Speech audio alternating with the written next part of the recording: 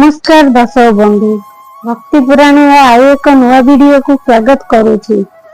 आज आमे जानिबा ईश्वर पाखरे कांदिले कौन हुए, शास्त्र ए विषय रे कौन लिखा होइछि।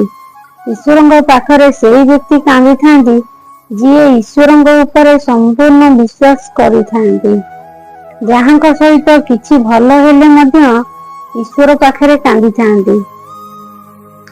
सेटा हेउछि खुशीर लुह एवं बहुत दुखद हेले मध्य ईश्वर पाखरे कांदी थांती। मंदिर भितर कांदिबा देखिथिबे किंतु निजे मध्य मंदिर भितर ठाकुरଙ୍କ पाखरे कांदिथिबे। सेमाने निश्चय भाବରେ अनुभव करिथिबे जे ठाकुरଙ୍କ दर्शन करिबा मात्रे ही आखिरु लुह झरी पड़े। एमिति लागे जे हृदयर सब दुख कष्ट और हस खुशी को ठाकुर को जनाई देगा पर मनर अद्भुत शांति आसी जाए। जे माने भी ईश्वर को मानती से माने प्रत्येक परिस्थिति रे ईश्वर को स्मरण करती। जो व्यक्ति ईश्वर को सामने कांदती तांको भाग्य बदली जाए। ईश्वर का आशीर्वाद तांको ऊपर सब बेले रही थाए।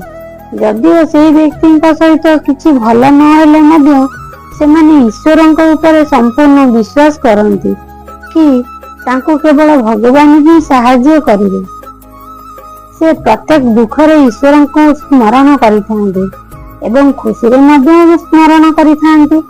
ईश्वर को स्मरण कले प्रत्येक व्यक्ति मन पवित्र हो जाए, आध्यात्मिक तांका भीतर जागृत हुए, तांकर मन और ध्यान ईश्वर भक्ति रे लागि जाए।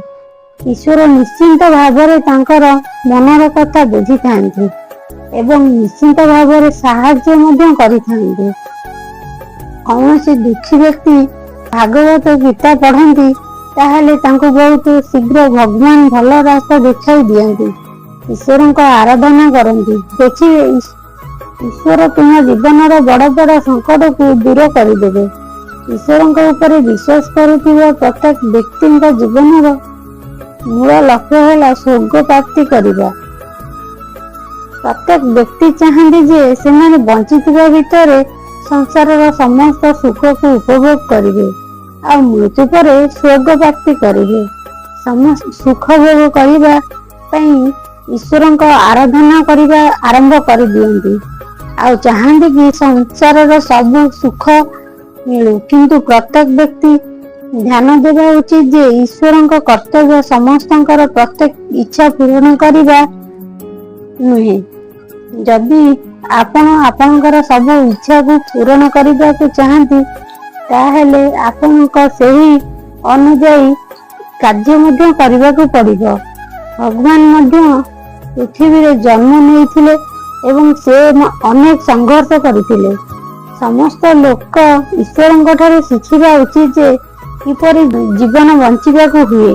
एही पृथ्वी को मृत्यु लोक मध्य कहा जाए कारण एठारे विभिन्न प्रजाति रे समस्ते जन्म नहीं थांती एवं जन्म पर मृत्यु मध्य लागि थाए।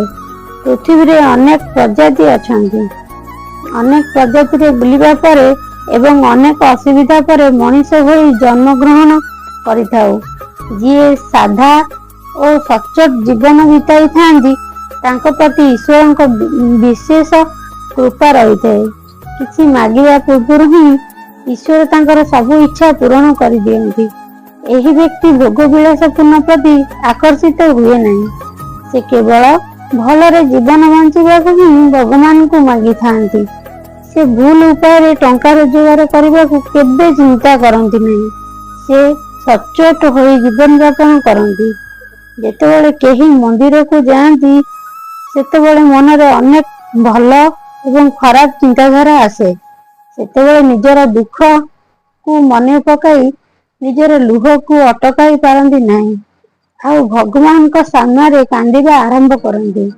एही भली समस्त दुख भगवान को जनाती। दुख समय केवल भगवान ही केउ ना केउ रूप रे सहाय्य करती। सेतिबेई भगवान को सामने निजर दुख प्रकाश करिबा उचित। एही दुनिया रे भल एवं खराब लोक तो अछंती निश्चय, किंतु जेतेबेले आपनकर भल दिन आसीबो देखिबे आपनक मध्य भल बंधु पाइबे।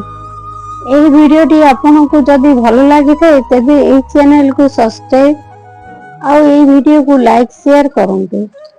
ନମସ୍କାର।